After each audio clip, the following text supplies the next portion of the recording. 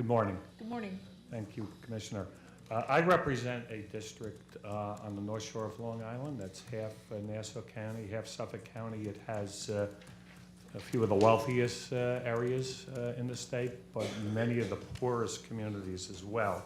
And I appreciate your discussion of the difficulty of looking at individual schools within a school district. And I know the governor has this concept of trying to target the poorer schools within a district. But in Long Island, where we historically receive 12% of the aid and have 17% of the student population, and we also have one of the highest costs of living, we also have some school districts, including a few in my Senate district, that are considered very high wealth districts, but have extremely high need neighborhoods. For example, the Glen Cove School District, which I represent, 65% of their students qualify for a free and reduced lunch. And so they're considered a high wealth district. They have some very small pockets of wealth on the North Shore, but all their schools are struggling.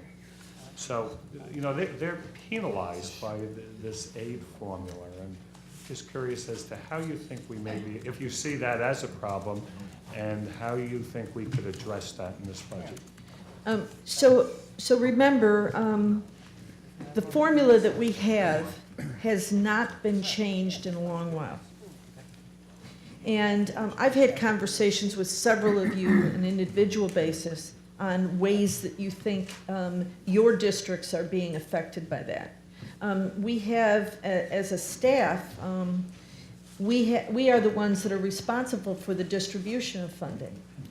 We do believe, and our regents have been very vocal, have heard from many constituents across the state, the importance of looking at the foundation aid.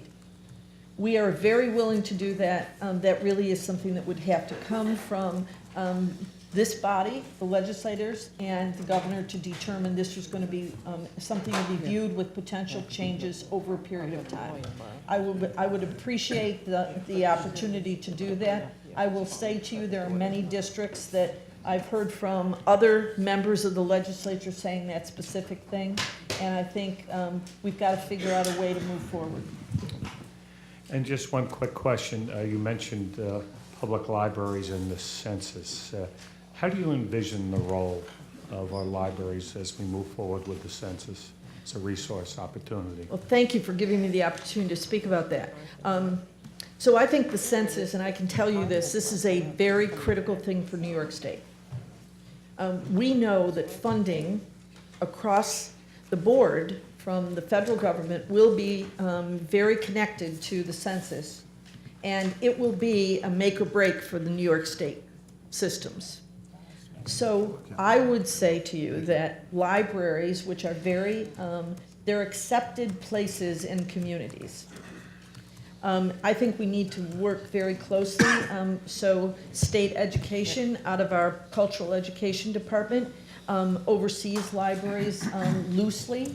They are really run by local boards, but we believe that we can work very closely with our libraries to be supporters and to set up programming so that across the state there's consistency, there's a communication plan, and we tell people how we can help them to become part of the census. And we can share with people, individual citizens, the importance of that occurring.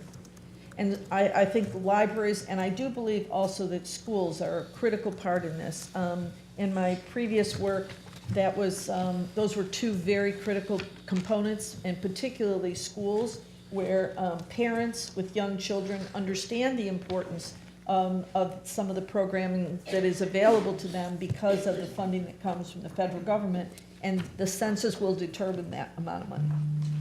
Thank you, Commissioner, and thank you, Madam Chair.